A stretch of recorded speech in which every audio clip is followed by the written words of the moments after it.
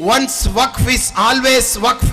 ஏன் இந்த சிறுபான்மை முஸ்லிம் சமூகம் மதச்சார்பற்ற சக்திகள் எல்லோரும் இணைந்து இந்தியாவிலே சிஏஏ என்பிஆர் என்ஆர்சிக்கு நடத்திய போராட்டத்தை போல இன்றைக்கு இந்த சட்டத்திற்காக ஏன் வீதியில் இறங்கி போராட்டத்தை நடத்தி கொண்டிருக்கிறார்கள் என்று பார்த்தால் சிஏஏ என்பிஆர் என்ஆர்சி கூட எனக்கும் உங்களுக்குமான பஞ்சாயத்து. ஆனால் வக்ஃபு சட்டம் என்று சொல்லுவது இந்தியாவிலே இருக்கிற வக்ஃபு சொத்தினுடைய ஒரு இன்ச் நிலத்தை கூட கொடுத்தவனே திரும்ப எடுத்துக்கொள்ள முடியாது என்கிற சட்டத்தை நியமனத்தை கொண்ட அப்படிப்பட்ட அந்த நிலத்தை எங்களிடமிருந்து பறித்துவிட துடித்தால் நாங்கள் மீண்டும் சொல்லுகிறோம், சிவன் சொத்து குலநாசம் என்று சொல்வதை போல அது மிகப்பெரிய ஆபத்தை அது விளைவித்துவிடும். எனவேதான் சொல்லுகிறோம், வக்ஃபு சொத்துல கை வைக்காதீங்க, யாரும் கை வைக்காதீர்கள். அது தலைமுறையை பாதிக்கின்ற ஒன்று. ஏதோ நிலம் இருக்கிறது, அம்பானியை பணக்காரராக ஆக்கலாம், முஸ்லிம் சமூகத்தை ஒன்றுமில்லாத ஏதிலிகளாக மாற்றிவிடலாம்